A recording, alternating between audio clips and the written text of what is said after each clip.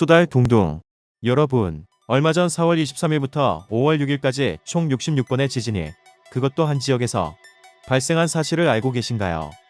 사람이 느낄 수 있는 지진은 규모 2.0부터인데 66건 중 3건이나 규모 2.0 이상의 지진이 발생했다고 합니다. 더욱 심각한 것은 14일 정도밖에 안 되는 기간에 발생한 66건의 지진 위치가 거의 모두 해남 서북 서쪽 21km 지역으로 군지평 지진의 형태를 보인다는 거예요. 참고로 군지평 지진이란 한 지역에서 불규칙적인 간격으로 지진이 연속 발생하는 현상을 말합니다. 군지평 지진의 대부분은 활성화된 단층에서 관찰되는 현상인데요. 단층이 활성화된다는 말은 지표 밑에 있는 틀이 서로 부딪히거나 밑으로 들어가거나 위로 올라가는 일이 발생한다는 겁니다. 가만히 있던 애들이 그렇게 움직이면서 땅이 흔들리게 되는 거죠. 우리나라에서 군지평 지진은 이번 해남까지 포함하면 총 3회 발생한 것인데요. 2013년 6월에서 9월까지 충남 보령에서 98회의 연속 지진, 그리고 작년 4월에서 10월 사이에는 인천 백령도에서 102차례 연속 지진이 있었습니다. 현재 기상청에서는 40년 넘게 지진이 관측되지 않은 해남군에 최근 지진이 잇따라 발생하자 원인 조사와 대응을 위한 조치를 취하고 있는데요. 원인 조사를 위해 진앙 주변에 임시 관측망 4개를 추가 설치하였고, 해남군에서는 부군 수님을 단장으로 하는 지진 대응팀을 가동해 전체 국민을 대상으로 지진 대피 훈련을 하고 마을방송과 SNS를 통해 국민행동 요령과 지진 대피소 안내를 하는 등 지진에 대한 종합적인 대책 마련을 추진하겠다고 밝혔답니다. 저 수달둥둥은 이번 해남에서 14일 내에 66번이나 지진이 일어났다는 소식을 듣고 너무 놀랬었답니다. 여러분, 2017년 포항 지진을 아직 잊으신 분들은 없을 거예요. 지진은 옆 섬나라 일본만의 이야기인 줄만 알았던 우리 국민에게 정말 크나큰 피해와 충격을 안겨줬던 재해였죠. 그때의 충격으로 인해 이번 해남 지진이 가뜩이나 소심한 제 마음에 심각하게 와 닿았습니다. 사실 역사적으로 대한민국이라는 국가가 설립되기 이전에 한반도라는 지리적인 여건에서 접근한다면 지진과 완전히 상관없는 안전지대는 아니었습니다. 기록을 보면 고구려 유리왕 21년에 지진에 대한 기록이 처음 나왔고, 그 후 삼국사기, 고려사, 조선왕조실록 등의 문헌에도 언급이 많이 있었는데, 조선왕조실록의 경우에는 조선을 건국한 1392년 태조 원년부터 1863년 철종 15년까지 무려 1967건의 지진에 대한 기록이 있었다고 합니다. 게다가 지진 전문가들 중에서는 과거 한반도에 현재 기준으로 규모 6.0 이상의 지진이 발생했었을 거라고 말하는 분도 적지 않다고 합니다. 현재 각 나라에서는 지진을 예측하고자 다양한 첨단 장비를 동원하고 동물의 반응을 관측하는 등 많은 노력을 기울이고 있지만, 안타깝게도 현재까지는 지진을 정확하게 예측할 수 있는 방법은 없다고 합니다. 그나마 다행인 것은 우리 정부가 매년 9월 12일을 전후로 지진 안전주간 캠페인을 벌이고 있고, 기상청에서는 규모 2.0 이상의 지진이 발생 시 해당 광역의 지진에 대한 재난 문자를 신속히 보내서 지진에 의한 피해를 최대한 막을 수 있게 해준다는 것입니다. 여기서 잠깐, 왜 하필 9월 12일 전후를 지진안전주간으로 정했을까요? 그 이유는 2016년 9월 12일 경주에서 발생한 지진 때문입니다.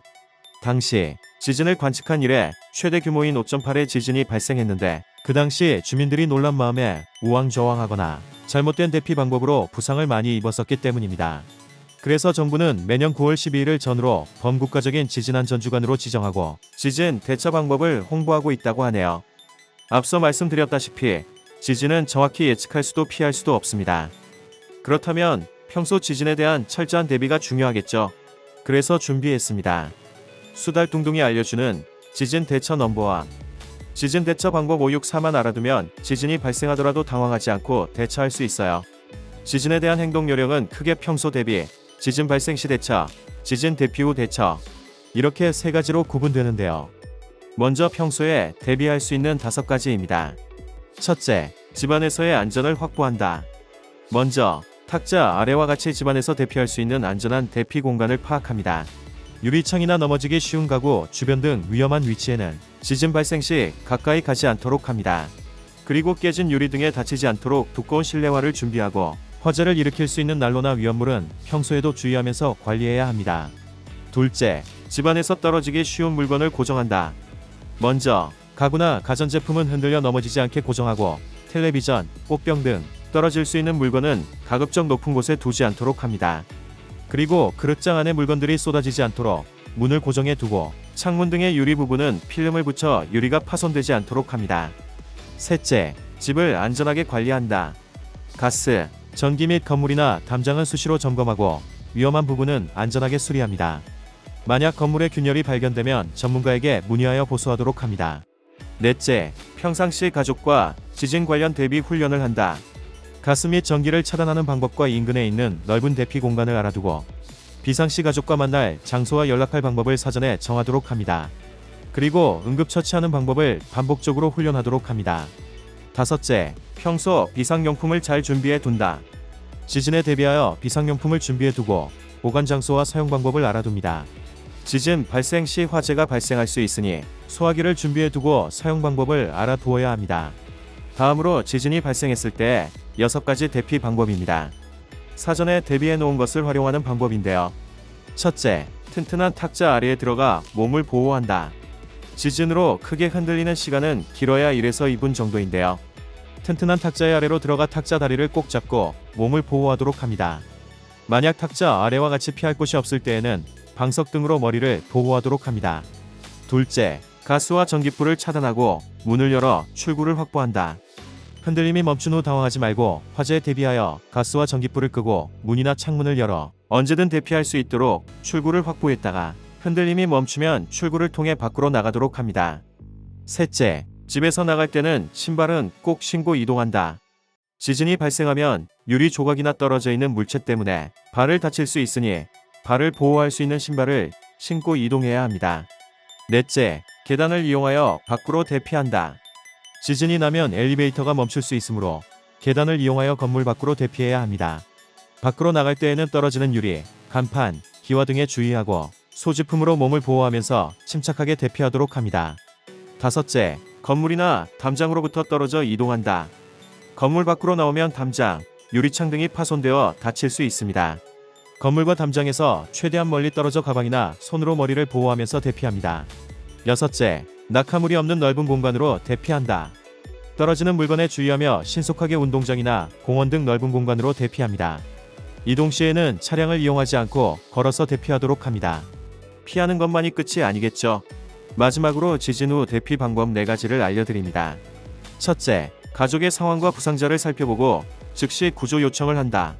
흔들림이 멈추면 함께 있는 가족끼리 부상이 없는지, 집에 위험이 없는지 확인합니다. 부상자가 있으면 이웃과 서로 협력하여 응급처치를 하고 소방서 등 구조구급기관에 신고하도록 합니다. 둘째, 주변의 피해 상황에 따라 귀가 여부를 결정한다. 지진이 발생하면 라디오 및 주변에 있는 공공기관이 제공하는 정보에 따라 행동하며 귀가 여부에 대해 판단하도록 합니다. 셋째, 가정이나 사무실로 돌아간 후에는 안전에 유의하여 주변을 확인한다. 가정이나 사무실의 피해 상황을 확인하고 안전이 의심된다면 전문가의 확인을 받도록 해야 합니다. 이때 옷장이나 사무실 보관함 등의 내용물이 쏟아져 내려 부상을 입을 수도 있으므로 문을 열 때 특히 주의해야 합니다. 넷째, 올바른 정보를 항상 확인한다. 근거 없는 유언 비어와 가짜 뉴스에 유의합니다. TV, 라디오나 공공기관에서 제공하는 정보를 확인하며 지진 국민행동 요령에 따르도록 합니다. 보다 자세한 내용은 국민재난안전포털 자연재난행동요령 중 지진에 해당하는 부분을 참고하시면 되는데 관련된 링크는 아래 설명 부분에서 알려드리겠습니다. 끝으로 우리나라 지진 5개 대피 장소는 거의 대부분 학교 운동장이라고 하네요. 만약 지진이 발생해서 아무것도 기억이 안 난다면 근처에 대피소가 어디 있는지 찾느라 헤매지 말고 가장 가까이에 있는 학교 운동장으로 냅다 뛰세요. 특히 고층 건물이나 아파트가 밀집된 도심에 계시는 분들, 학교 운동장이 최선이라고 합니다. 꼭 기억해 주세요. 지금까지 세상의 모든 시사와 반응을 추적하여 쉽게 알려주는 수달둥둥이었습니다. 감사합니다.